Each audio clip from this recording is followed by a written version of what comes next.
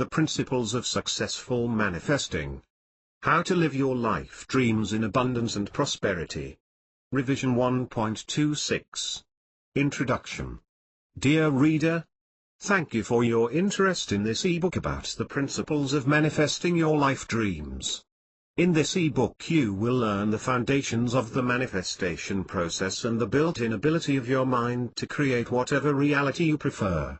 You will dive deeply into the exploration of your consciousness and discover that it is one of the most incredible and exciting arenas one can inhabit. Welcome to the endless potential that is you. Everything in your life is a result of what you know, what you experience and how you interact with your consciousness. These elements make up the ultimate source from which everything else evolves. Learning about yourself can be the most fascinating endeavor one can imagine. Manifesting is an ability of consciousness at the inner level, and is not determined by any outer circumstances. We all share the same inner source, no one gets more or less. The only difference is that some people are more aware of it than others. However, with this report and with a positive attitude to learn, you can go as deeply down into the rabbit hole as you wish. The rabbit hole is an analogy for your willingness to explore the unknown. The more you know about the unknown, the more you actually understand how little you know. It makes you humble and brings you back to the world of wonders, miracles and magic. 3. A world in which everything is possible. Please read this ebook with an open mind. You don't have to believe everything that is written here, just explore as a scientist would do. When you arrive at a passage that is difficult to grasp, take a break and contemplate it a while. Allow your mind to process this new information. Read this ebook a few times, take your time doing the exercises and create your own experiences. The power of experiencing your own knowledge. Life is all about experience.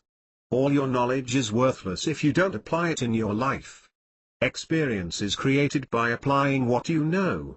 It's the difference between knowing how an apple tastes and eating an apple. If you have never tasted an apple and someone tells you how it tastes, you will only have a limited knowledge of it. However, when you actually taste an apple, you experience it for yourself. Nobody can take this experience away from you. Just imagine if you only had the knowledge of how an apple tastes and a few people came by to tell you that it really tastes differently. What would you do? You would have your own experience, no longer being confused by others. This is the power of your own experience. If you understand and follow the basics of what is outlined here, you will become the master of your life by manifesting it, exactly as you wish. Within yourself, you will create the ability to deal with any challenges you may face and find the answer to lasting happiness. Enjoy reading. Thomas Herold, founder and CEO, Dream Manifesto. Exploring the source of happiness. Every single person on this planet is striving to be happy. This is the state of being that we all know from the time of our birth. It is a state of being that we recognize as our true self, who we deeply are. Now, for most of us, this happiness doesn't last. It gets replaced by a striving force to survive, which feels more like the opposite of being happy. The reason we are doing this is astonishingly simple, because we are told to do so. Our heritage tells us what to think and feel. Our government tells us what to think and feel. Our society tells us what to think and feel. Our current worldview is determined by a centuries-old paradigm. Newton's worldview of the universe as a giant clock works is studied, as it has been for centuries, in our schools. This worldview teaches us that we humans operate similarly to a mechanical clock. This view teaches that everything is ruled by cause and effect, and almost everything can be replaced when it's damaged. In addition, we are taught the concept of the survival of the fittest. Together, these two ideas condition us to accept that people, like animals, must function in a state of mechanical perfection or be replaced by more perfectly functioning components in the system. These old concepts have led to a society that is completely self-centered, ego-driven, irresponsible and environmentally destructive. They have led us to a cult of happiness seekers who get their adrenaline rush by buying more useless stuff on a daily basis, all in a subconscious attempt to maintain the illusion of perfection. We have been conditioned to consume the world in an effort to attain this illusory perfection, and it shows in our day-to-day lives. Simply put, we work at places we don't like in order to buy stuff we don't need. We have forgotten that the source of happiness lies within the center of our spiritual being, and we have replaced it by seeking it in the material world. We have things backward. What is the manifesting process? Where does it initially come from? Desire? Wanting something? Bettering ourselves? Take a good look at your life right now. Where do you live? What does your furniture look like? What kind of car do you drive? How much money is in your bank account? Look in the mirror, how do you look? Everything has been manifested one way or the other, by you. You may not be aware of how far-reaching your ability to manifest truly is in all its aspects. Have my thoughts created all this? Yes. Whatever you see in the physical universe has been created in one way or the other by your thoughts. Your thoughts are the blueprints of what later becomes physical form. Everything starts with an idea, which is a thought. That's why it is crucial to pay attention to your thoughts. If you worry about getting all those bills paid, you will create more of the same thing, simply because you have thought about it. Your thoughts are nothing more than frequencies or vibrations that resonate with similar vibrations already existing. Place two guitars side by side and pluck a string on one. The string on the other guitar will start vibrating, even though you haven't touched it. It is the principle of resonance. Fascinating, isn't it? You want to be able to control your thoughts, given that they create your reality. If you can control your thoughts, you can control what you want to create and manifest in your life. If you can't control your thoughts, things will manifest that seem random and unconnected to you, and they are actually manifested from other people. Your consciousness is like a radio station. You can send signals and programs, and you can receive signals and programs. Sometimes you may want to receive and sometimes you may want to send. To know when to send and when to receive is one of the greatest success factors in life. It is the balance of knowing when to create and when to experience. You cannot constantly create, for you would miss out on the other part of the experience. On the other hand, if you only experience things, you will never get to manifest anything. Another way of putting it would be responsive responsibility, the ability to consciously respond. In every moment, you have a choice about what you want to do, and what you want to decide. If you don't exercise this power, nothing happens in your life, at least not what you want. This brings us to the next topic. In summary, happiness is the state of being of our true self, which we have deeply recognized from birth. We lose sight of the source of our happiness through a variety of cultural, social, educational, environmental and relational conditioning. When we respond to life from our true selves rather than from our conditioned selves, we are able to manifest what we want. The importance of knowing what you want from life. Most people never think about what they want in their lives. They live without this knowledge or forethought and become victims of their own circumstance. Work is just about a job, to get by financially. Life becomes a series of issues like choosing to live somewhere because the rent is cheap, never understanding how to be in relationships, or becoming ineffectual parents. The list goes on and on. Within yourself there is a craving for more. Is it substance, contact, or a deeper understanding of life? No one has ever introduced such people to the concept of endless possibility.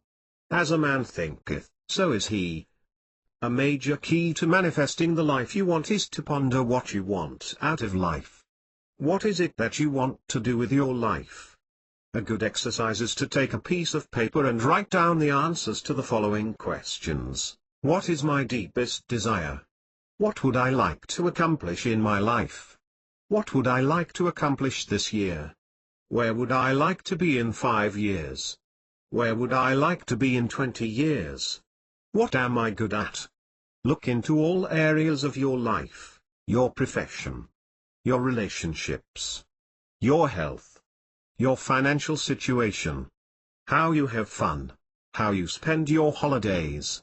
Do you spend enough time with your goals? Are they important? After you have written down a list of what you would like to accomplish in your life, you will want to set priorities for them. Just take the list that you wrote down and give each topic 1 to 5 points. 1 being the least important to 5 points being the most. Now you have priorities in your life, which will help you decide where you want your attention to be. It is a simple equation. Understand simply that you want to spend most of your time with the number 1 topic on your list. Spend slightly less time with the number 2 entry on your list and so on for numbers 3 through 5. There is no need to slice up the day in time slots. Simply by doing this exercise you are programming your consciousness to spend time according to your list.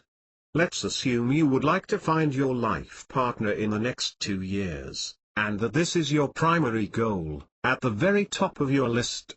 When you check your thought process at the end of the day and you find that you have not spent most of your free time addressing this goal, you have a misalignment, and you may never reach your goal. When this happens, simply recognize it and adjust accordingly. Working all day only to sit on your couch and watch TV will not get you where you want to be. You must take action to manifest your goals. For example, take action by signing up for a dance class. Book a weekend seminar on a subject that intrigues you. Attend a workshop that focuses on your interest. Spend time at places where you can meet people. If your goal happens to be that you want to be a millionaire within 5 years, and you are spending only 5 minutes of your time each day to accomplish this goal, then don't be surprised if your financial situation never changes. There is another important aspect of manifestation here that requires consistency. Let's assume you have made your priority list and everything on your list feels good so far. It is very important that you are in emotional agreement with your goals. They must feel right to you. If you simply create goals in your mind that are not of value to you, then you will find yourself having a hard time working to achieve them. What happens with most people's scenario is that they have a goal that feels right for them, then they start working on their goal. In other words, they put their attention into making their goal a reality. A few weeks pass by and nothing happens. Now discouragement sets in and the goal somehow seems unreachable, the motivation is down to 0. This is the point where you must feel your discouragement. Don't just put it away or ignore it, face it as completely and consciously as you can. This might be unpleasant for you, but it will help you get closer to your goal. How is this? When you want to change your reality, you obviously need to do something differently than what you have done before. So this is where the reality check comes in. You look around and cannot see any change. But changes may have already occurred in your thinking and behavior. You may have set things in motion that you cannot yet see. Discouragement sets in when you assume that things should be happening sooner than you are ready for them. Remember, there are no unrealistic goals, only unrealistic time frames. So feel your discouragement and let it dissolve. Look at what you have done and realign your strategies. If one way does not lead to success, don't give up at that point, simply try another. If you stick to a goal, you will reach it. Sometimes you may push too hard when you just need to let go and take the pressure off.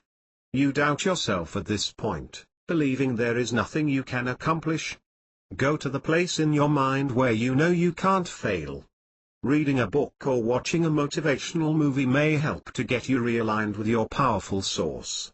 In summary, clearly identifying what you want out of life supports your ability to manifest from your true self. The process takes both a commitment in time and a sense of respect for your goals. Creating a priority list helps identify your goals and find ways to take action, two very important aspects of manifesting what you want. Find your unique strengths, gifts and talents. Most successful people have something in common. They love what they do. You won't find rich and successful people that hate what they do. Each of us is unique, having specific talents and gifts. It is something innately inherent in all of us, a combination of energy patterns leading towards a natural affinity for certain subjects in life, certain ways of being. One of the most important tasks in your life is to find these talents and gifts within yourself, which is a recognition of what you have brought into your creation.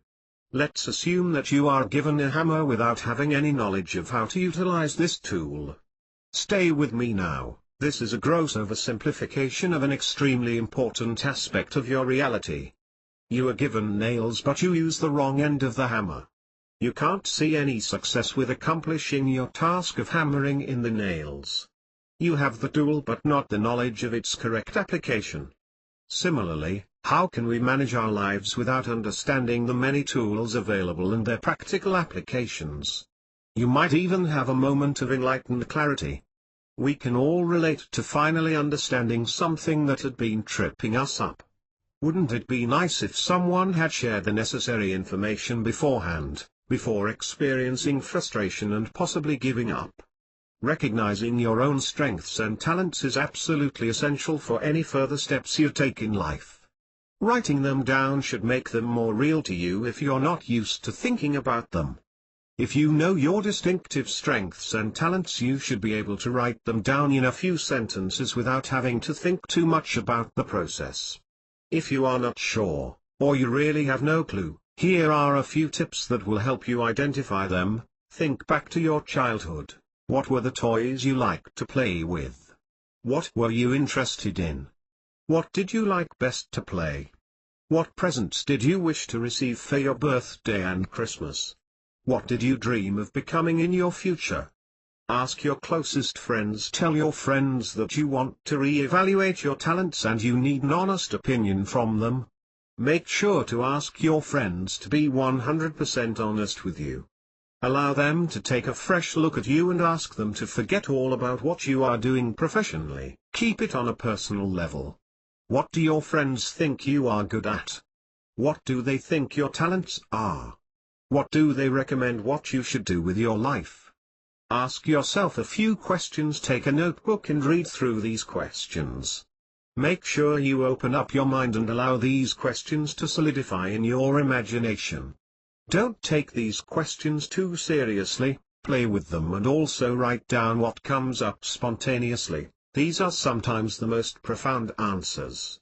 These questions are designed to expand your consciousness out of the normal mindset. The best solutions are always found outside the normal realm of thinking. Remember, your mind is part of the collective consciousness, therefore you have access to all information. Your mind is connected to the infinite source of all existence. What would you do if you had enough money not to work ever again? What were your dreams when you were younger? What do you think is impossible for you to do? What would you do if you won $5 million? What would you do if this was the last day of your life? What would you do if you couldn't fail? What are your strengths and talents? Do you have a wish but don't know how to fulfill it? What do you admire most about others? What would your ideal lifestyle look like? What does success mean for you? What makes you really happy? Is there anything that needs to be invented? What does a perfect day look like for you? What would you do if there were no restrictions? What really excites you? What would you be honored and recognized for? Where do you see your life in 10 years? If you were immortal, what would you do with your life? What needs to change to make this a better world? What would you do if you were Superman? What are you proud of? What would you do if you were the president?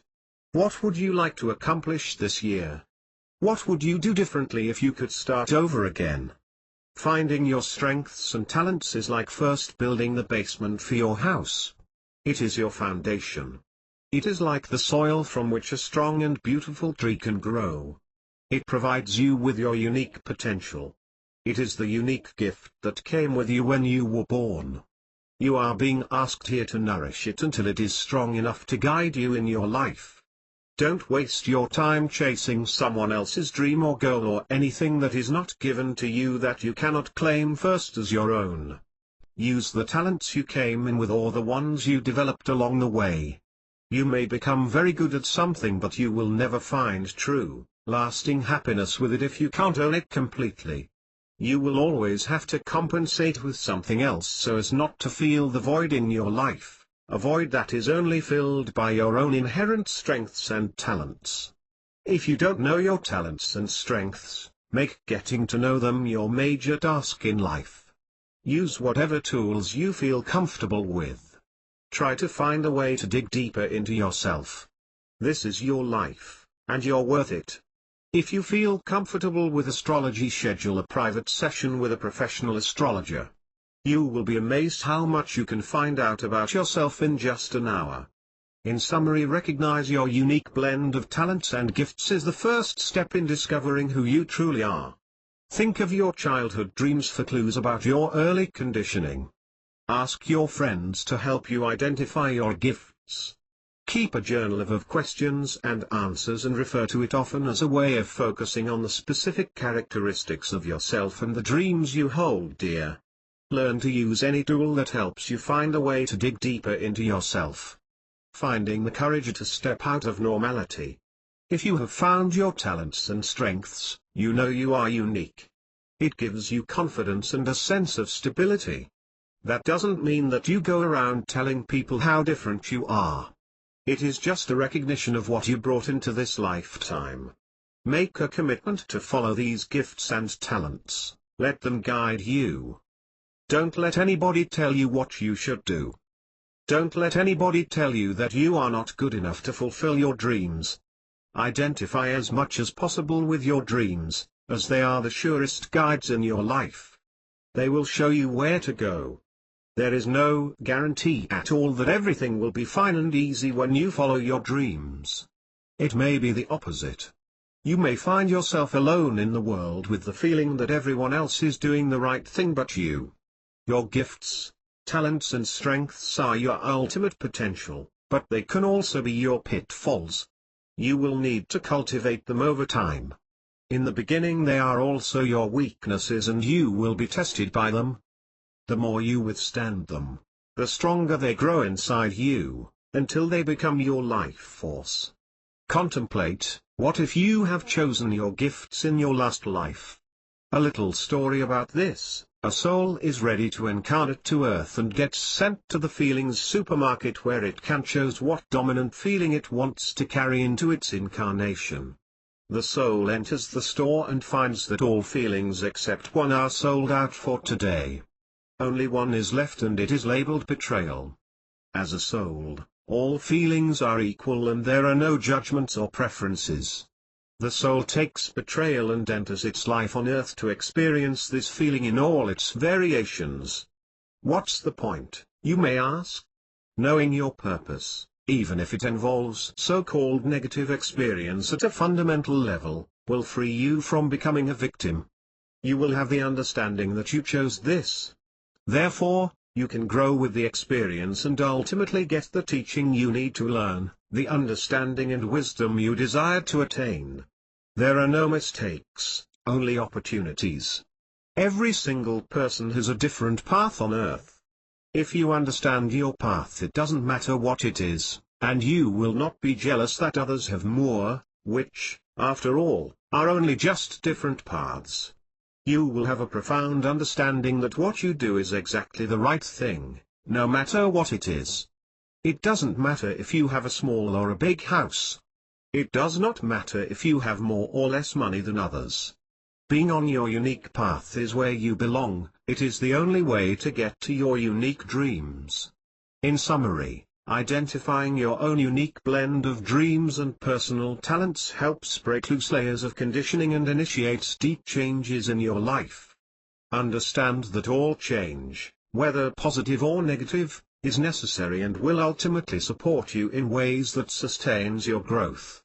Inner understanding is infinitely more important than external accumulation. Be non-judgmental, do not impose artificial standards on yourself or on others.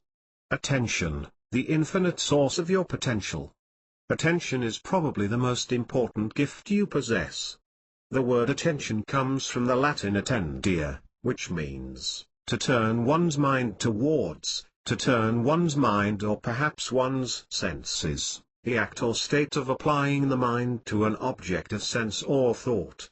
It is the act of taking possession by the mind, in clear and vivid form, of one of several simultaneously possible objects or trains of thought. It implies withdrawal from some things in order to deal effectively with others. Our faculty of attention affects us in countless ways. Our very perception of reality is tied closely to where we focus our attention. Only what we pay attention to seems real to us, whereas whatever we ignore, no matter how important it may be, seems to fade into insignificance.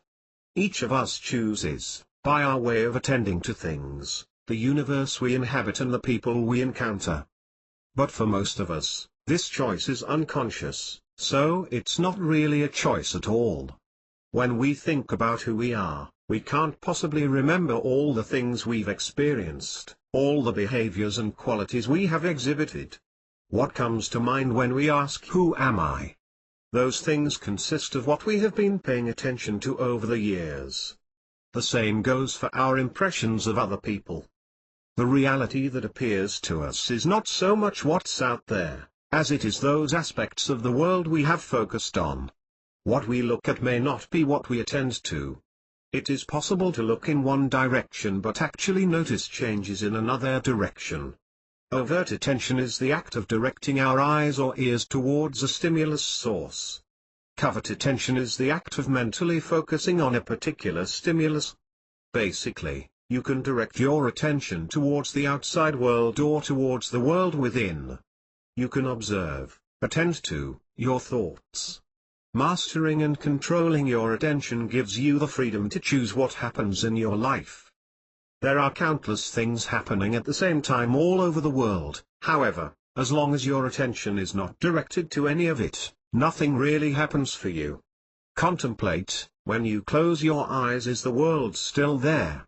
What evidence do you have to prove it on your own?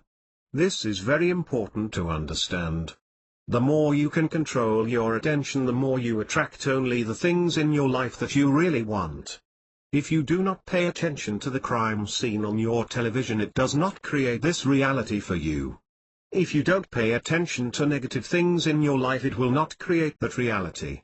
This doesn't mean you should ignore the parts of the world that do not produce peace and happiness for you, it simply means not to give them too much attention.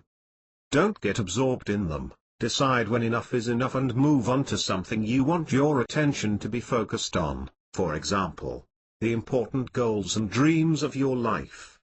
Life is not what you see on TV nor what you hear and read in the news. An analogy for attention is the faucet in your garden. You open it and see an endless stream of water flowing. Now you connect to it a hose, and with this hose you are able to direct the flow of water anywhere you decide. You may decide to water your rose bush in the back. You take the hose and direct it toward the rose bush and water it. Now, what happens when your hose has holes and leaks? Let's assume for this analogy that your hose is really old and that there are many holes and leaks. The water is our analogy for the free attention you have in life. Taking a close look at the hose reveals that it is leaking in several places, and that the water is missing your rose bush entirely, but plenty is flowing down into the earth to nourish the weeds that are dormant and only need a good drink to begin to sprout. If you look at the end of the hose, you will notice there is not much water left for the rose bush. Two things are happening here. 1. Your attention goes somewhere you would rather not have it go, and things are happening that you don't want to have happen. 2. Your attention is not focused enough to have an effect on what you do want to accomplish. Do you see how important it is to train your attention? There are many exercises you can do. One simple method is to simply observe your attention and to speak out loud where it is in the moment. You may do this when you are alone until you get comfortable with yourself. This is a funny exercise and you may find yourself laughing.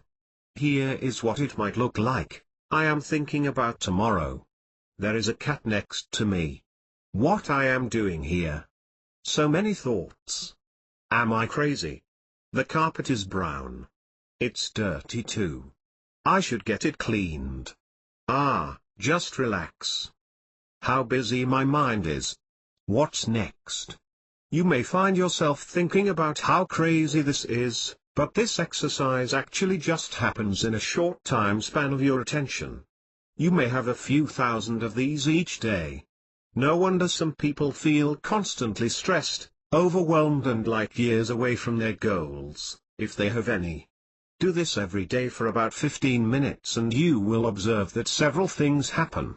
First of all, your mind gets calmer but at the same time may also feel exhausted, especially after the first few times you do the exercise. Exhausting your attention is a very interesting occurrence that happens quite often and naturally in your daily life. Training your mind not to exhaust itself will sharpen your focus and free up your attention considerably. The more free attention you have, the happier you feel and the more power you have to control what is happening in your life. In summary, you have infinite attention, however you can exhaust your attention to the degree that there isn't anything left. Be aware of how you use your attention. Learn to deliberately choose where you want to place your attention. What absorbs your attention? We need to pay attention to things in our daily lives. Everything we do requires that of us. Businesses vie for our attention. The ubiquitous backdrop of advertising that surrounds us is constantly trying to get our attention. The more aware we are of it, the more we can deliberately decide not to give our attention away. The following is a list of the most powerful attention suckers: television, especially advertising and news channels, newspapers, billboards, shopping malls, people telling you stories you are not interested in, arguments, large crowds, excessive and loud noises, self-criticism, driving on the freeway, email spam, junk mail. Contemplate, where does your attention come from? In summary, cultivate the habit of attending to your inner life as you would cultivate a beautiful garden. Where and how you place your attention should be your daily practice for enhancing your inner garden. Become aware of what draws you away from enjoying yourself here and now and gently come back to yourself in the present moment without judgment. Deliberate cultivation of attention, when practiced consistently, yields wonderful insights and creates a fertile ground for nurturing your dreams. Imagination, your magic virtual reality world. The act of imagining is another wonderful ability of your consciousness. Even with open eyes you can imagine springtime in the fields, the fresh scents, the birds chirping, the warmth of the sun. You can even imagine that you are sitting in the grass and feel the wind blowing through your hair. You can imagine touching the sole, letting it rinse through your hands. You are able to imagine objects that do not exist, and you can imagine that these objects do whatever you decide. They don't have to follow any physical rules. Many inventors have used the power of imagination to think up ideas for new products, machines and improvements. The most interesting part is that these imaginings, once you have made them, become part of your memory. It's like a virtual world that does not follow any rules that currently exist. It is the ultimate playing field in cyberspace.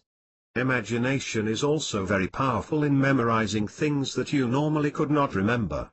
Here is a simple example. For now, just read it. There is a red ball. On the left side of the red ball is a green ball and on the right side of the red ball is a blue ball. Next to the blue ball is a yellow ball and next to the green ball is a white ball. On the left side of the white ball is a black ball and on the right side of the yellow ball is an orange ball. Now repeat what you just read without looking at it.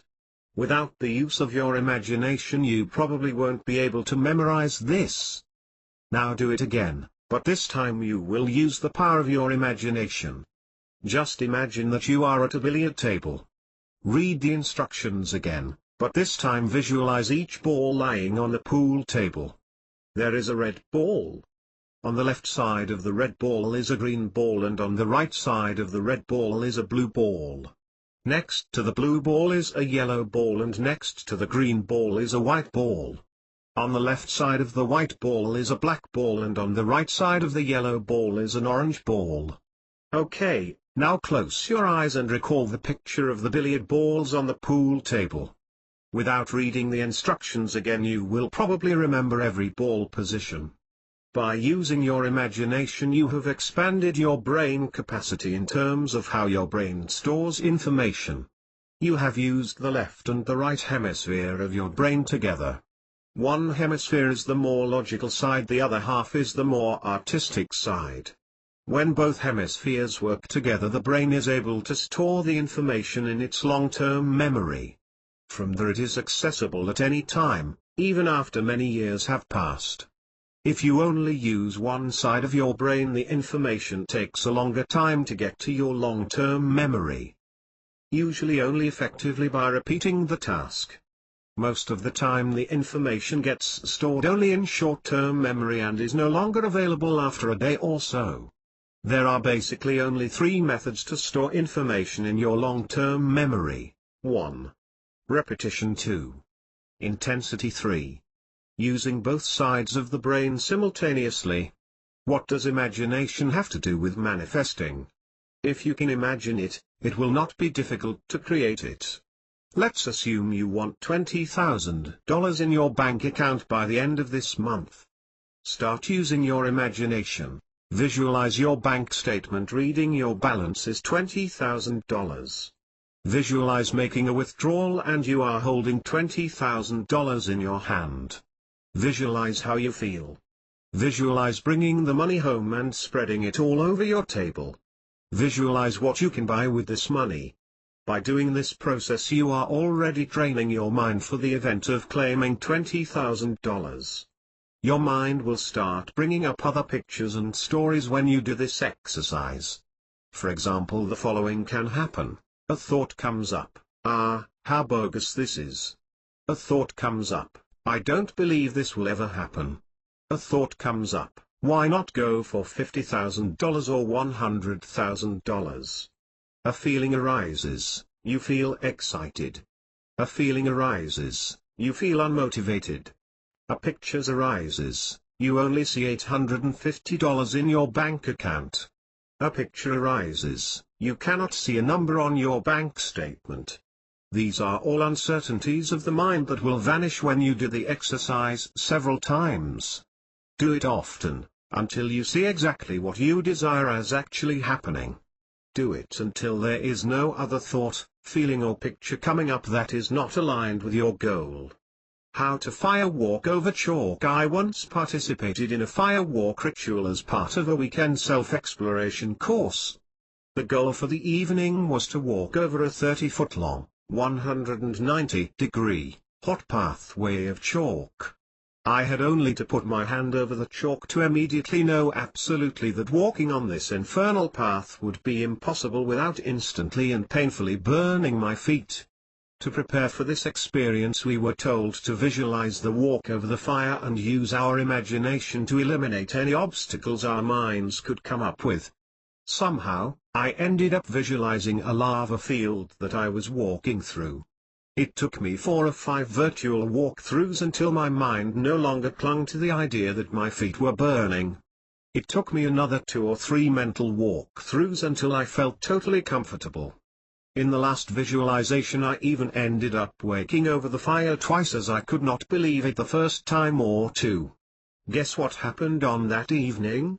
After watching about 7 or 8 other people do the walk, it was my turn.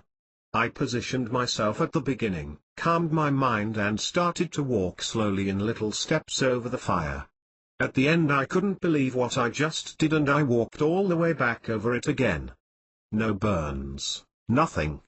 However, I could feel the energy of the fire on my feet. Needless to say, not all the people finished their walks successfully. Some were very badly burned indeed. I will never forget this experience, as it helped me tremendously in understanding the power of visualization. In summary, consciously directed imagination is the power behind all manifestation. It operates at the level where your brain stores information for recall and manifestation. The three elements of this process are repetition, intensity, and the simultaneous use of both hemispheres of the brain. You utilize the brain's capacity to work with information by seeing exactly what you desire and by clearing any blocks that come up around that desire. Your beliefs, concepts that create your experience. Beliefs are basically concepts that we either make up on our own or that we take over from someone else. The function of believing something is another great ability of your consciousness. The idea of belief that we talk about here has nothing to do with the kind of belief that is usually used in a religious context. Belief is a built-in function of your consciousness. It is one of the most powerful instruments to shape your reality. It is so powerful that, when adaptively formulated from many people, it can shift mass consciousness and lead to profound changes in our society. It even has the power to shift the collective consciousness of the whole of civilization on this planet. What is the purpose of a belief? The purpose of a belief is to make an experience. How is this possible? A belief is basically a concept, something that you assume, but actually don't know as a concrete fact. You only know something for sure when you have experienced it. Everything else are concepts that we consider to comprise the basis of our knowledge. Our whole life is built around beliefs. There are two different ways you can live your life. The first way is to observe nature and then construct a belief around it. This is still currently the way we receive information in school. It is what operates most prevalently in people's lives. The problem with this approach is that it leads to a form of living that convinces us that we are not responsible for anything that happens in our lives. This approach also leads to the idea that we cannot change things in our lives. The second way is the opposite. You decide what you want to believe and later find the evidence of this belief in nature. Does this sound strange to you? Maybe not. Maybe you already have shifted your consciousness into this new way of thinking. What are the benefits of thinking this way? You are responsible for what is happening in your life. You could also say that you have created it one way or another. Either you are conscious of being your life's creator or you are not. A lot of what we actually create happens unconsciously.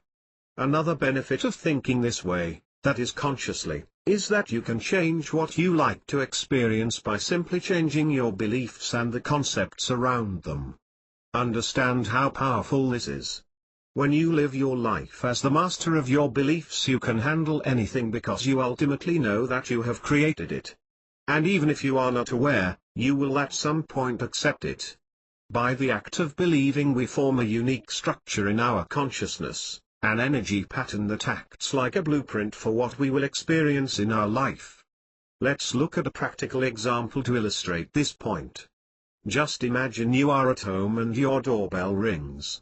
You open the door and there is a man you have never seen before.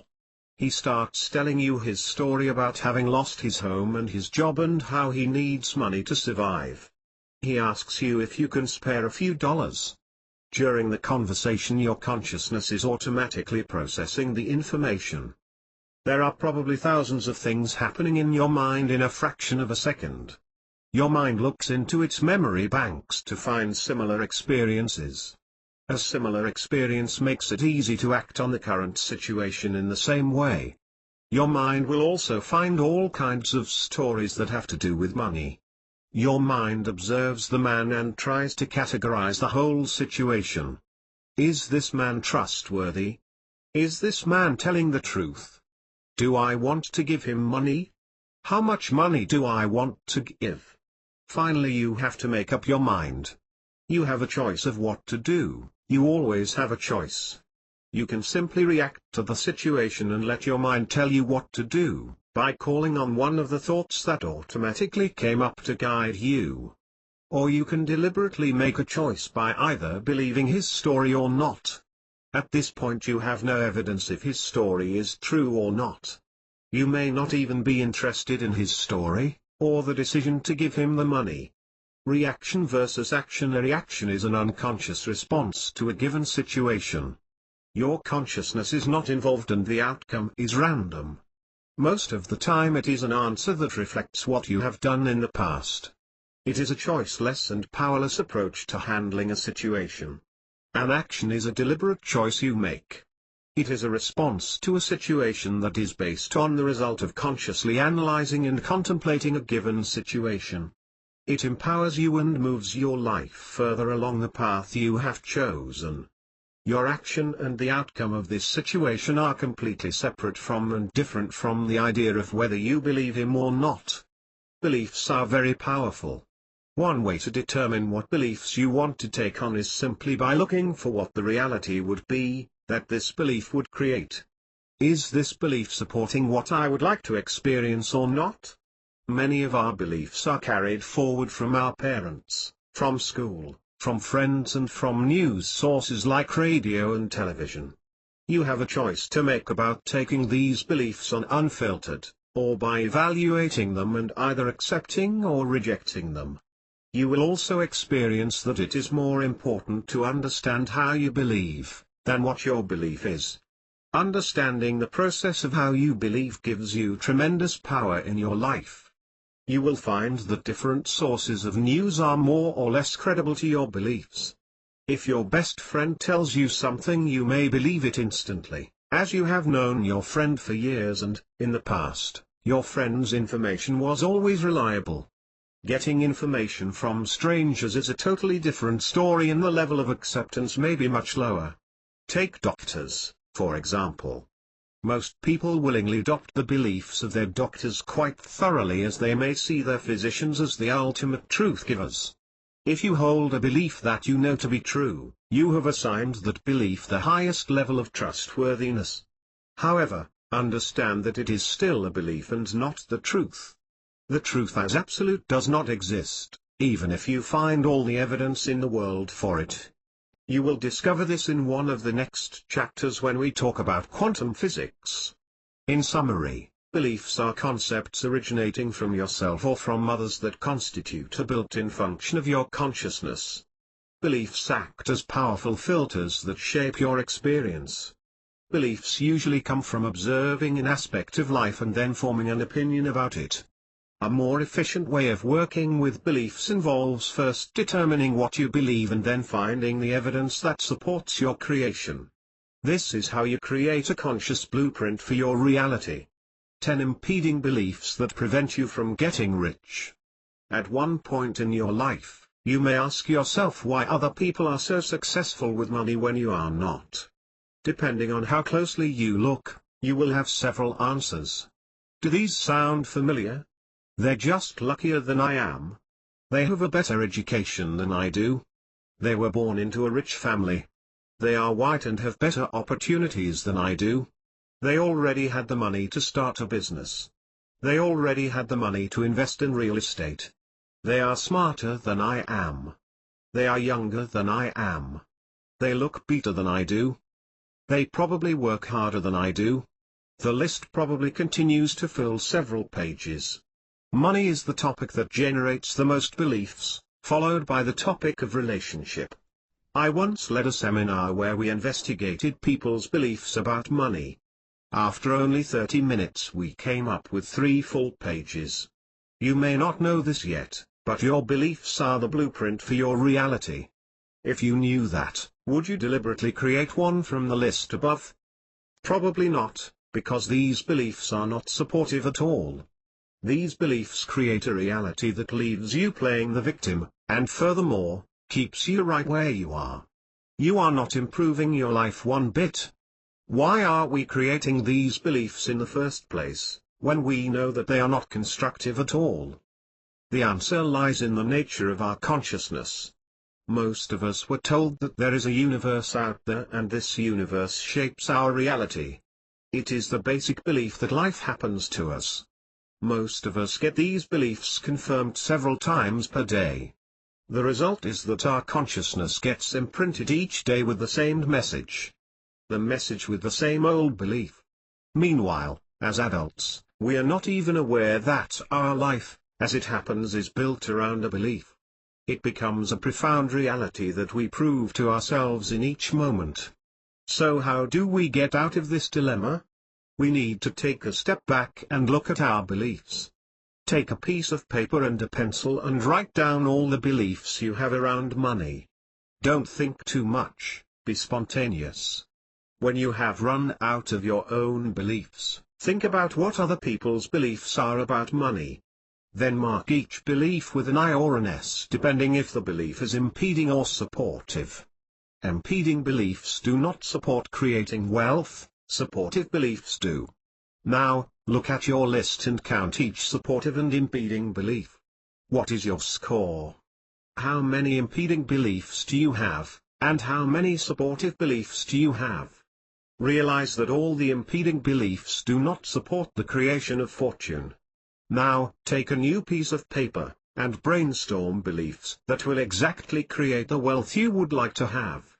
When you are done with the list, go over each of your new beliefs and create a mental image. Hold this mental image for at least 10 to 20 seconds. You may need some practice, but every time you do it, you will get better at it. Do this exercise in a quiet, calm and relaxed environment, as this will help to imprint these beliefs into your consciousness. Remember, beliefs are the blueprint of what will manifest in your life. With a little training, you will be able to move on to the next stage, which is feeling your beliefs. Feel as if these new beliefs, that foster what you really want to create, have actually been manifested. How does it feel to be a millionaire? How does it feel to have abundance in your life? How does it feel to have more money than you can spend? How does it feel to give to others? How does it feel to buy something without having to look at the price? Whenever you catch yourself thinking or speaking an impeding belief about money, stop what you are doing.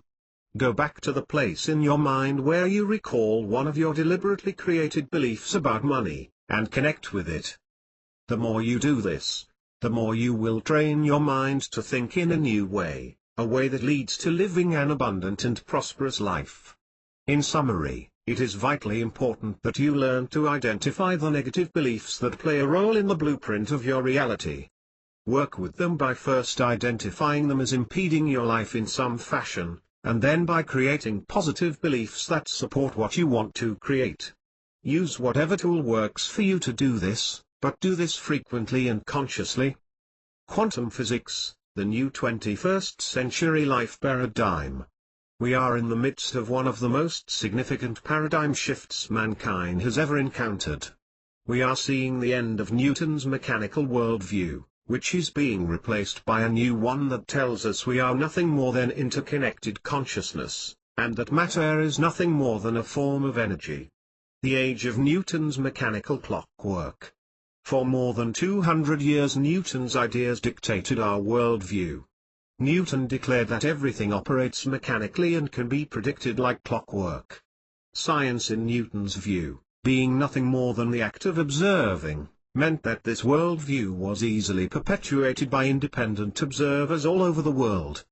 In the late 19th century, science entered into the era of subatomic physics, which changed everything. Scientists discovered that the so-called subatomic particles were not particles at all. They behaved like particles when they were measured, but they traveled like waves. Quantum theory has changed everything, because what was once a mechanical, external universe has now become a web of intelligence. Science finally admits that the simple act of observing changes the result of any experiment, and by extension, that the observer and the observed are not separate. What follows from this new understanding is a completely different way of dealing with the world we perceive. Our old model of an objective worldview has to be replaced with a new model that states everything is subjective, the observer influencing the observed. The quantum paradox, the wave-particle duality. Wave-particle duality is perhaps the most notable concept of the quantum world, and by extension, it is also the philosophical basis of modern thought. It is the defining characteristic of elementary physical entities, such as electrons, protons, neutrons, atoms, and molecules, which exist on the one hand in states which behave like waves when they are not observed, and on the other hand behave like particles when observed.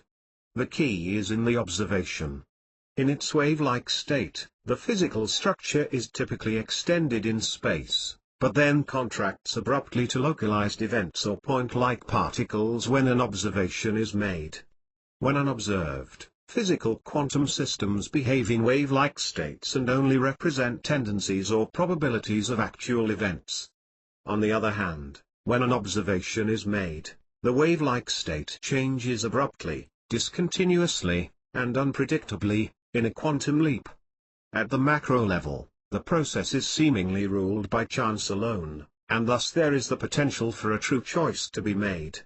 Perception and reality from a quantum viewpoint.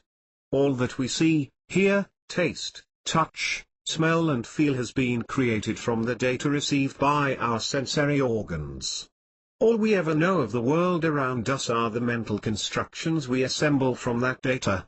However real and external they may seem, these constructions are all phenomena within the mind. This simple fact is very hard to grasp, it goes against all our experience. If there is anything about which we feel certain, it is that the world we experience is real. We can see, touch and hear it. It seems undeniable that out there, around us, independent and apart from us, exists as a physical world, utterly real, solid and tangible. But the world of our experience is no more out there than are our dreams.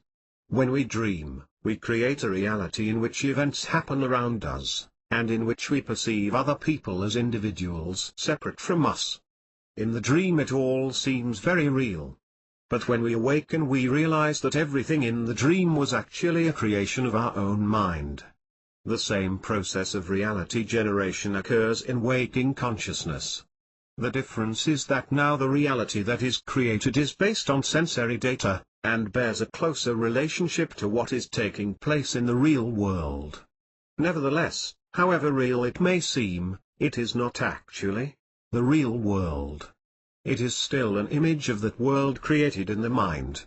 The fabric of reality. Enter the age of conscious science. The current meta-paradigm of the nature of reality assumes that space, time, and matter constitute the basic framework of reality, and consciousness somehow arises from this reality. The truth, it now appears, is the very opposite.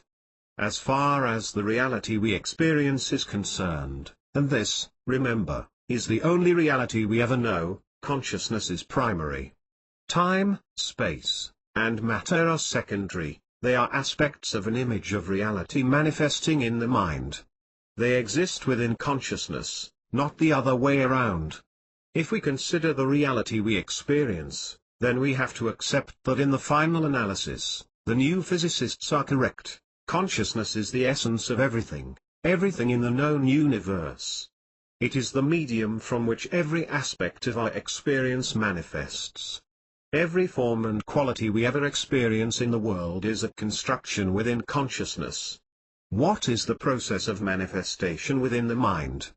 How is it that consciousness, which seems so non-material, can take on the material forms that we experience? How do space, time, color, sound, texture, substance, and the many other qualities that we associate with the material world, emerge in consciousness? Whatever we may be conscious of individually, the faculty of consciousness is something we all share. This consciousness is the one truth we cannot deny. It is the absolute certainty of our existence. It is eternal in that it is always there, whatever the contents of our experience. It is the essence of everything we know. And, since every aspect of our experience is a manifestation in the mind, it is the creator of the world we know. The qualities of truth, absoluteness, eternity, essence, creation are among those traditionally associated with God. From this perspective, the statement, "I am God" is not so puzzling or deluded after all. Although it might be more accurate to say that, "I am is God," or possibly, "God is consciousness." The text you have just completed needs to be read and reread as you acquaint yourself with the material. Be patient and remember to enjoy the journey. Using the tools of your mind to create reality. Your attention is the source of the creative process in turning your thoughts into reality. Using your intention builds a constant energy toward the reality you want to create. Your body will follow your mind's commands and advance along the way until the desired reality is created. In summary, reality is never experienced on an exclusively personal level. The 21st century has witnessed the introduction of new ideas about how we fundamentally view reality. However, all we can know of the world in an absolute sense comes from our own sensory perceptions and the mental constructions we build around them. Behind these perceptions lie pure consciousness. Quantum physicists have shown that consciousness itself, something you have in infinite supply, is the basic stuff of the entire universe. What is the law of attraction?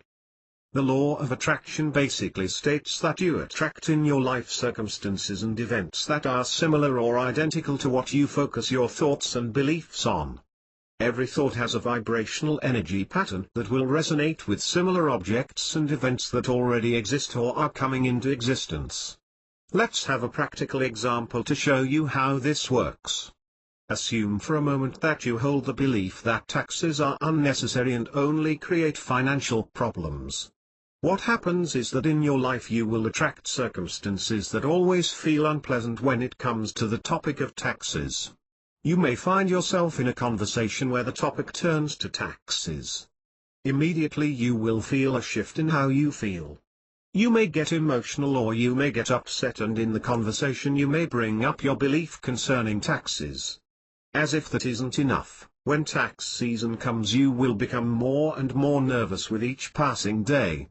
Your mind no longer finds rest and ease, and even a brief mention of the word taxes sucks a huge portion of your attention. In reality, you can experience either positive or negative results. After filing taxes you may end up receiving a huge return, positive. Your tax accountant or tax lawyer may call and tell you that there are problems, and you need to bring in additional documents which you don't have, negative. How would that scenario play out if you held the belief that taxes are a necessary way to contribute to the betterment of this country? With your tax money more schools can be built and better education can take place within them.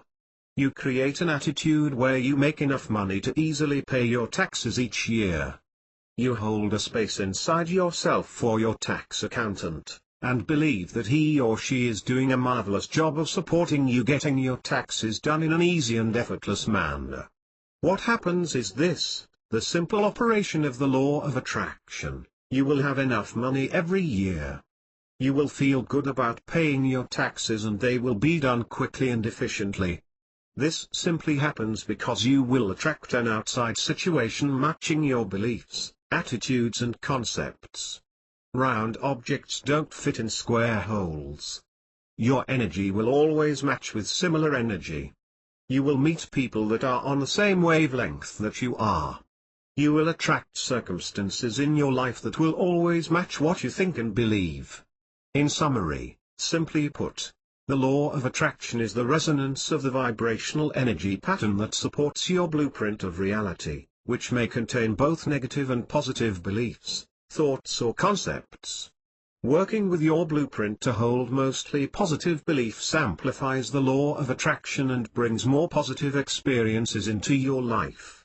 A spiritual viewpoint of free will. I found the following example on one of the exciting audiobooks from Fred Alan Wolf. Fred Alan Wolf is a physicist and a spiritual seeker, and has dedicated his whole life to the quest of what consciousness truly is. Imagine that you are sitting on a red elephant.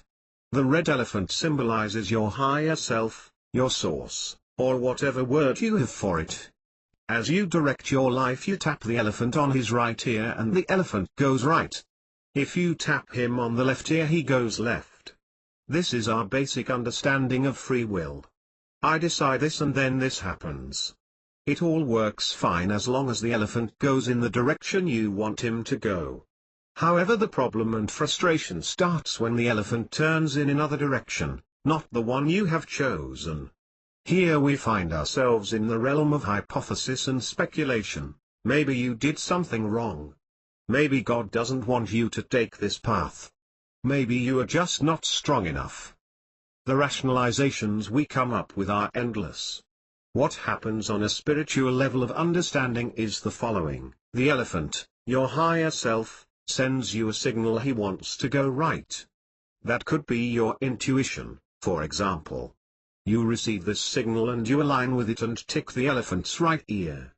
Whenever you hear the signal and you follow it, you are absolutely in alignment with your higher self, your source, your infinite power. Is this still free will, you may ask? Yes, it is, as it is still you who is giving yourself the signal. This is very profound and powerful concept when you truly understand it. All that it takes to operate your life on this level is to explore your consciousness and understand that it is infinite, that it is the ultimate source of your being. You are not your mind. You are not your feelings. You are not your body. You are not your thoughts. You are infinite potential, your true essence is beyond space and time.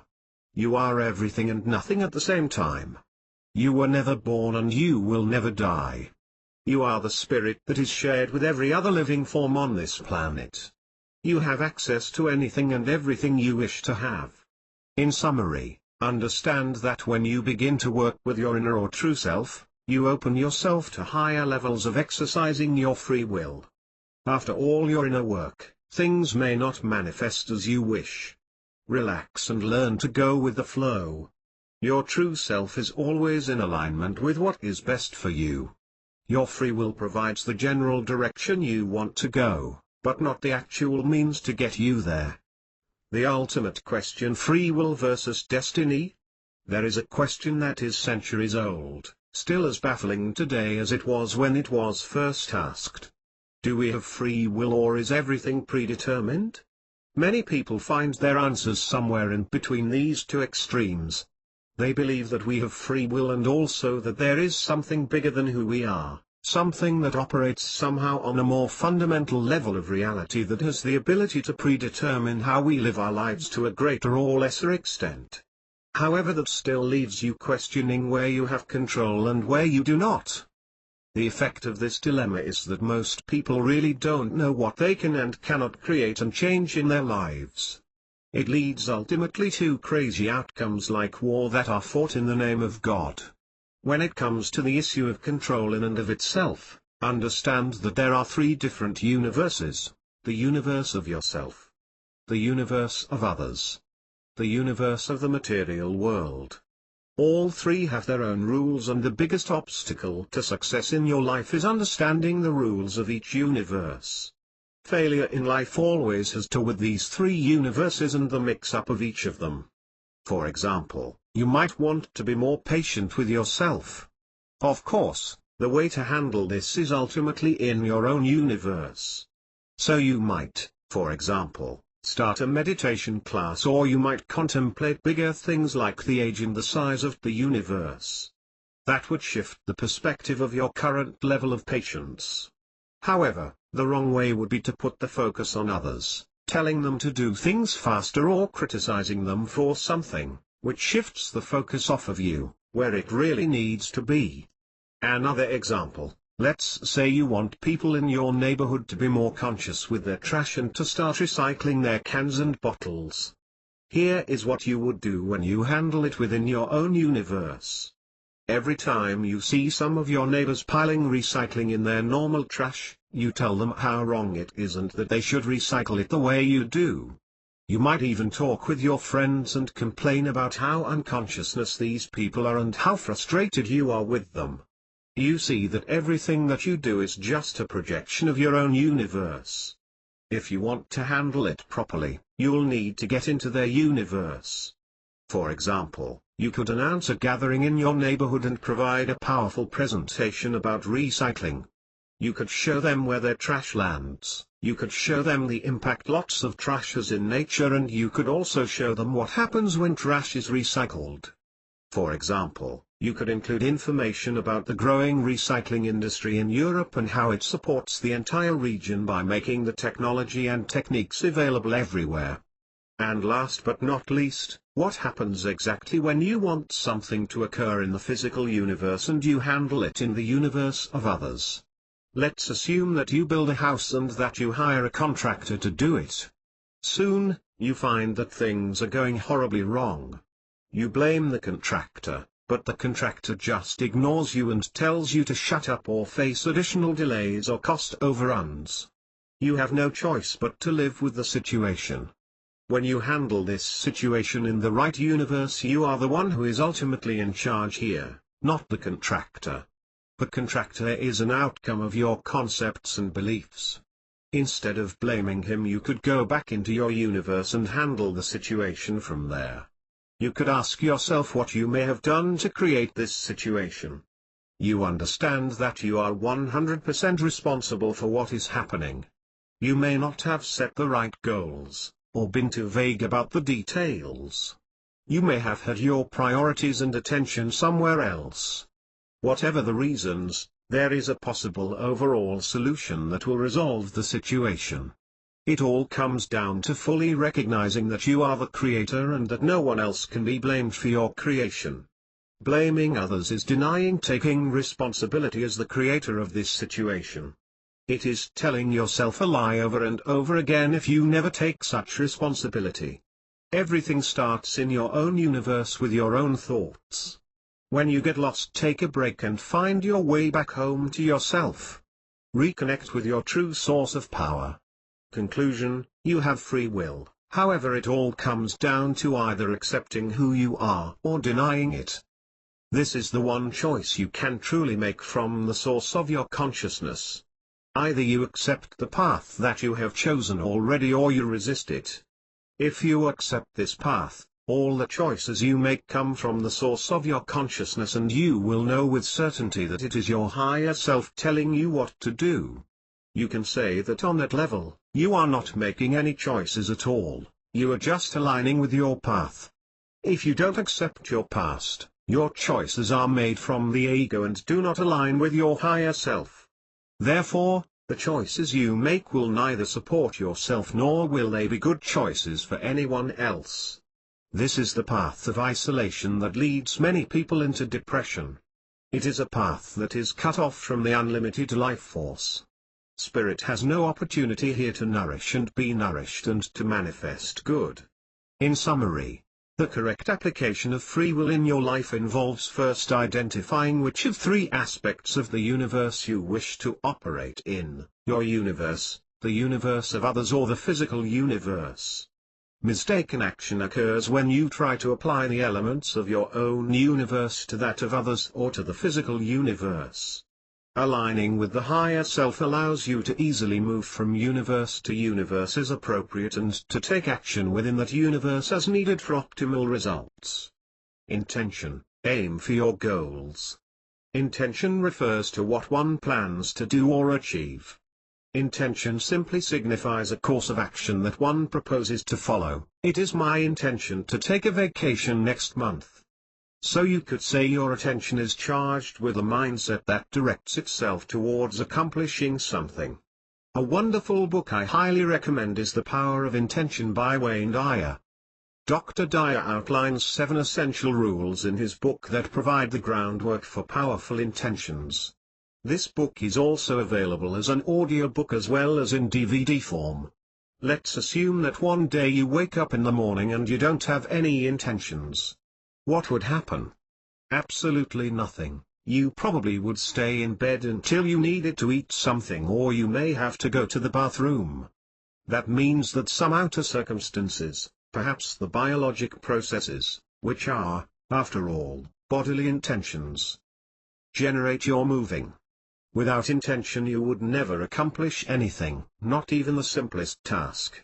You may not be aware of your intentions as you find yourself getting up and out of bed automatically, as you want or need to go to work.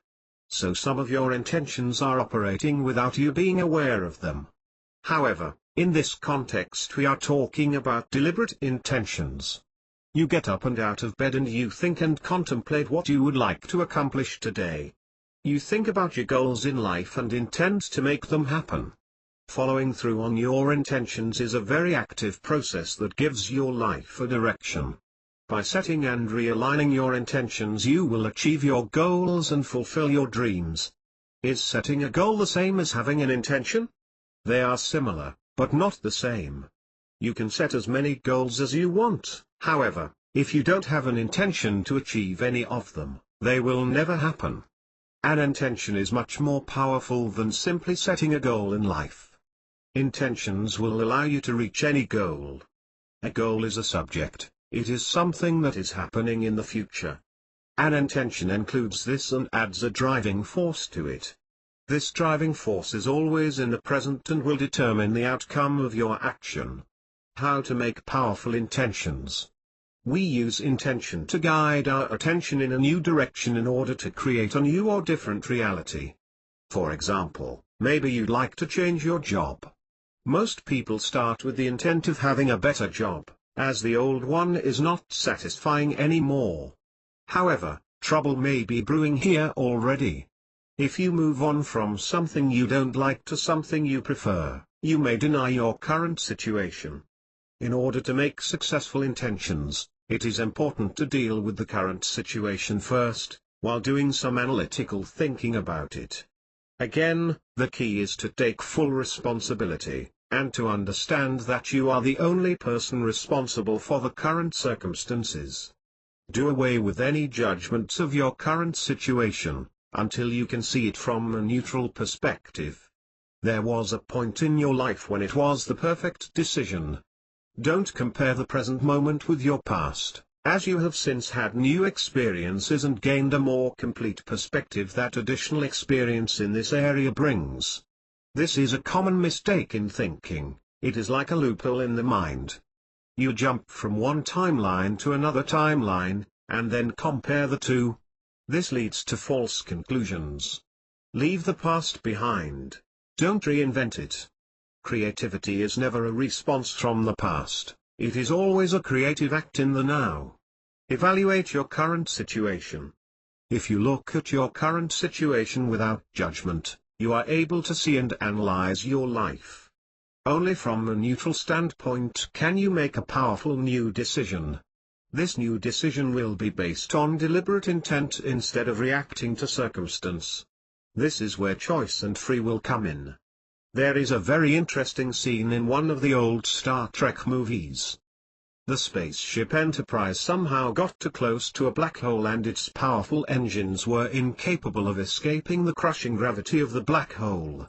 The whole crew, including Commander James Kirk, were fearfully awaiting their impending deaths. Everyone was focused on what would certainly happen in short order when the Enterprise was sucked into the black hole. Alone of all the crew, Spock stood patiently observing the current situation on the big monitor screen. Spock voiced his thoughts on the dire situation in one succinct statement: "Fascinating." McCoy, the ship's doctor, exploded in nervous anger. "What in the hell is fascinating about the fact that we are all dying in a few moments?" Spock calmly replies, "The way it will happen." This perfectly illustrates my point here. We have one person who is observing the current situation without judgment and therefore still has free attention to make choices. All the others are consumed by fear, they are without choice, or choiceless, in the matter. Of course, the story has a happy ending as Spock finds a way to save the Enterprise and the ship's complement of 400 crew. Spock was the only one capable of this valiant act as he was able to analyze the current situation from a neutral point of view. From the perspective of being neutral, you can ask yourself the following questions. What do I like about my current job? What do I want to improve in my next job? What would be the perfect job for me? What would I like to feel from my next job? What am I good at? In which areas is this job supporting me to live my full potential? Write down the answers to these questions, and start to write out a few full sentences based on your answers. Include all the positive points. Make these sentences as precise as possible. An example statement might read something like this: "My next job is exciting, it flows with me, makes me happy, and I am able to learn and grow from it." When you are done, read it out loud. If you have trouble saying the sentence, or even memorizing it, then it is not ready. Simply take a few moments and refine it. Overcoming pitfalls when creating intentions. Intentions are formed in your conscious mind, however, it's your subconscious that receives these commands and creates the necessary opportunities in your life. In other words, your conscious mind decides on this new opportunity, creating a new reality. Use only positive words. Include a time frame. Remove negations. Be precise. Here is a simple test. Don't think about a blue elephant. What happened? You thought about the blue elephant, you may have even imagined it. The subconscious does not work analytically. It cannot understand words like don't or not. It works mostly in images, sounds, and smells. You want to avoid the use of any negative words in your intentions. Always formulate your intentions in such a way that they reflect the outcome of what you'd like to create. Example of how not to do it: I don't want to have so much responsibility. Better example: in my new job I feel comfortable with my responsibilities. Include a time frame. There is a difference between creating in your own universe and creating in the physical world. When you create inside yourself, there is no time involved. Your consciousness is timeless. For example, if you'd like to change your attitude toward your boss, you don't need to set a time frame. You can simply create the intention: I appreciate my boss, or I value my boss's viewpoints and beliefs. It will work instantly if there is no other belief or intention in its way. When you deal with the physical world, setting a time frame becomes important. The physical world works within time and space. If you build a new house, first you have a plan, and then you move dirt, assemble wood, install plumbing and move furniture until the house is complete. It takes time and effort.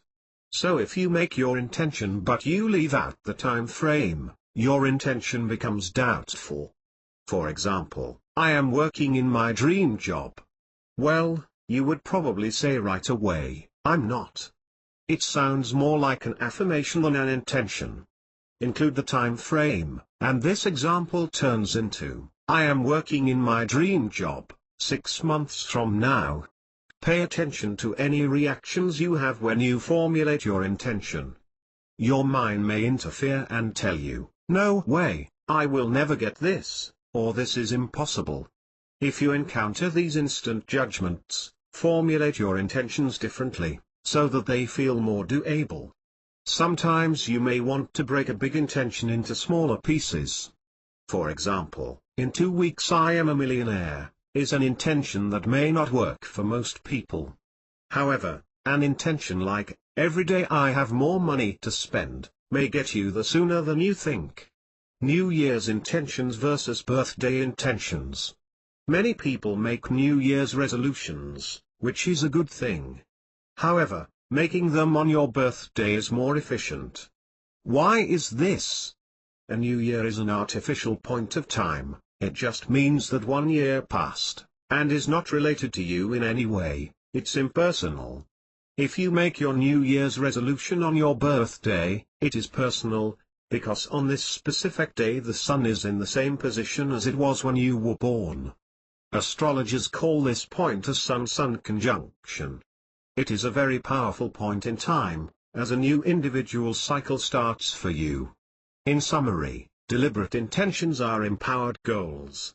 Take full responsibility for your present circumstances, understand that you can change your situation at any time and take action from a high perspective. The best intentions are neutral in tone, fully visualized and empowered in the present moment with supportive positive beliefs. Worksheet: make each of the following intentions positive, in the present and fully visualized. Identify any that conflict with others and reframe them so that they all lend support to the overall purpose of your list of intentions. In particular, avoid negatives and avoid self-judgment disguised as mistaken beliefs about reality. Creating your intentions, worksheet. Personal development, health, relationships, career, financial and wealth, sport and hobbies, community and charity, why your attitude makes a difference. A reporter was sent to a stone cutter to interview 3 different men doing exactly the same job, hammering stones. Asking about how they liked their job, the first one answers, "I really hate it. I barely make the money to survive. I am doing the same stupid thing over and over. My back hurts, I am getting old, and I absolutely see no sense in what I am doing." The second man responds to the same question, saying, "It's not bad, I have a decent house and a nice car. I love my family, however, I am not fulfilled with what I am doing." The third man replies, "I love my job. I am absolutely thrilled and I appreciate every day I can be here. I think my work is wonderful, as all these stones I am hammering will later be part of the material to build a wonderful cathedral. A place where many people can worship God, and a place where many people will find the strength to overcome struggles and difficulties in their lives. I cannot imagine doing something different. I feel happy every moment." Remember, all these people are doing the same exact work. It is only their attitude that makes a completely different person out of them. Not only are these people all different, they each will be affecting the other people around them by their attitudes. It's the basic principle of looking at a half-full or half-empty glass. It is your viewpoint of life that determines your attitude. If you think everything has to be given to you for free, you are setting yourself up for big disappointment. You will spend a lot of time being angry because you'll soon discover that nothing comes to you for free. Focusing on who you are and what you have will shift your attitude and make you more humble. Recognize what you do have in life. Go out in nature and recognize the beauty of life. Pick a flower, watch and feel the grace of it. Conclusion: the art of manifesting. Let's bring everything together you have learned so far. Know that fulfilling your dreams is the purpose of your life. It is exercising your strengths and talents to contribute to the greater good of all. Know that fulfilling your dreams is your destiny. Never ever give anybody permission to take this powerful force away from you. Decide what you want in life. This may change during your life, so evaluate your goals and dreams every few years.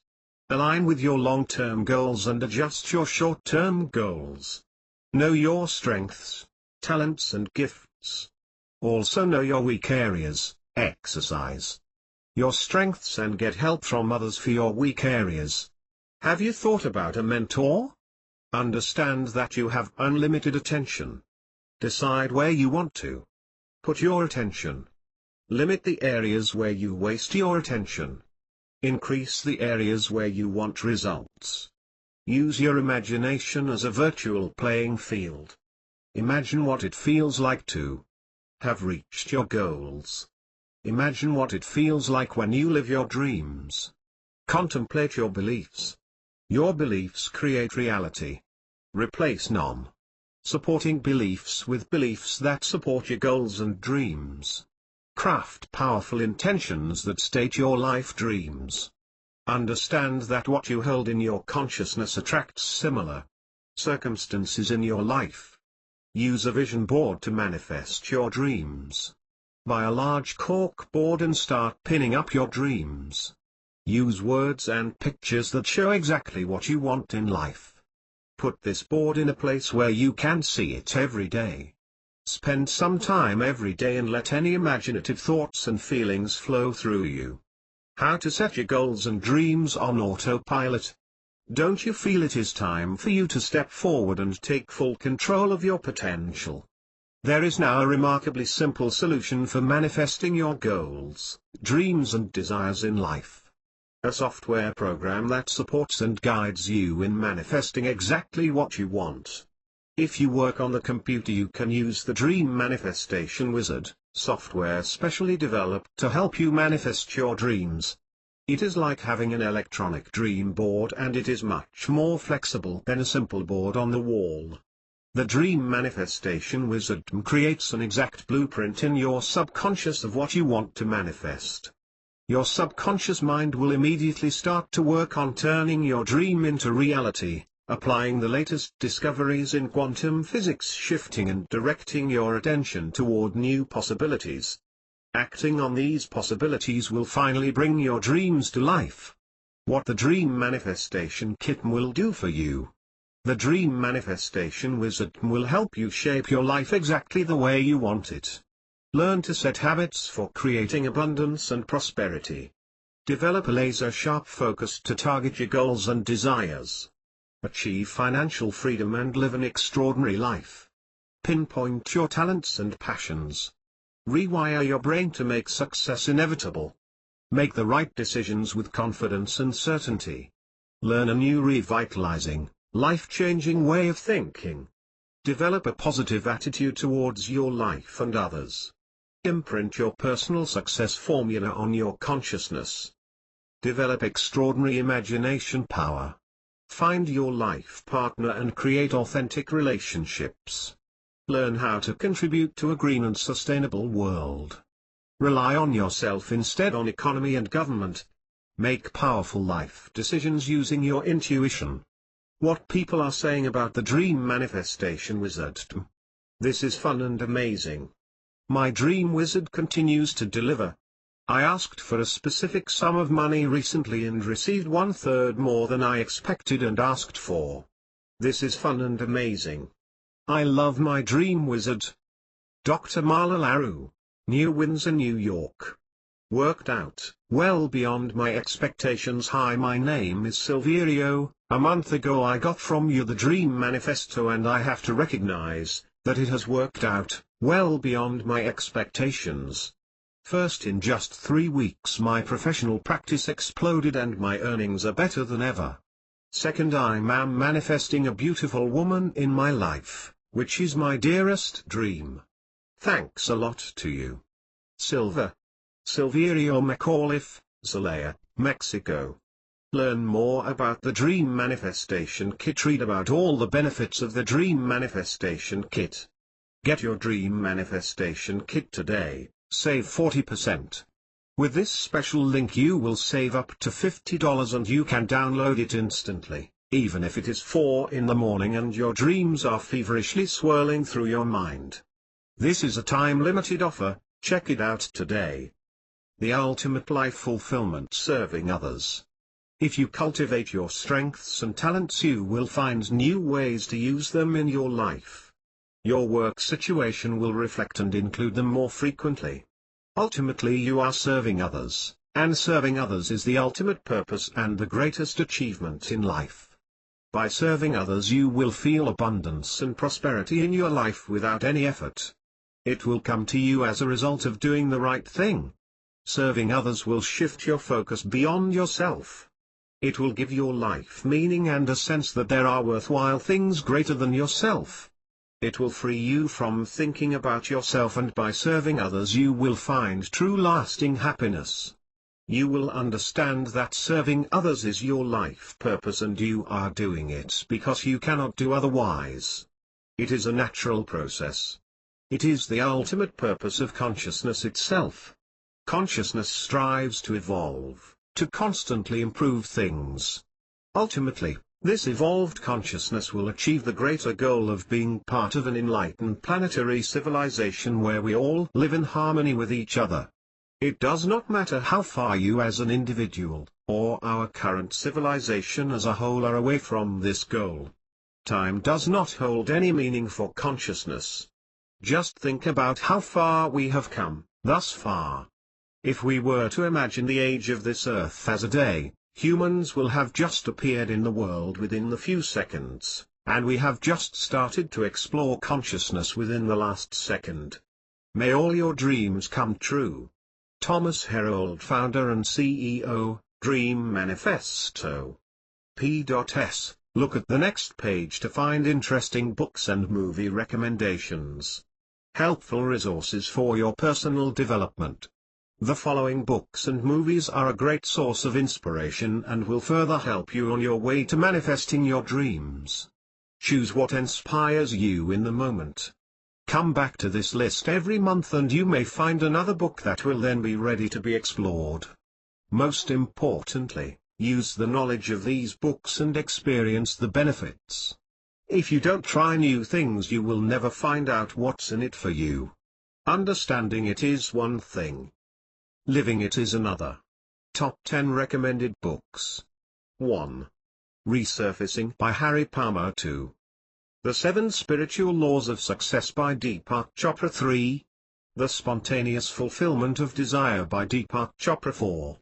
The Power of Intention by Wayne Dyer. 5. Living Deliberately by Harry Palmer. 6. Ask and It's Given by Esther Hicks. 7. Rich Dad Poor Dad by Robert T. Kiyosaki. 8. Secrets of the Millionaire Mind by T. Harv Eker. 9. Power vs. Force by David R. Hawkins. 10. The Life You Were Born to Live by Dan Millman. Top 10 recommended audiobooks and movies. 1. Meet the Real Creator, You, audiobook by Fred Alan Wolf. 2. The 7 Habits of Highly Effective People, audiobook by Stephen R. Covey. 3. The Science of Success, audiobook by James Arthur Ray. 4. The Secret, DVD, by Rhonda Byrne. 5. What the Bleep, DVD, by William Arndt. 6. The Celestine Prophecy, DVD by Armin Mastroy. RE. 7.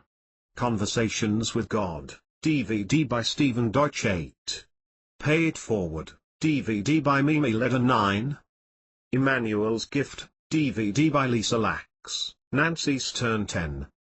The Blue Butterfly, DVD by L.A. Poole.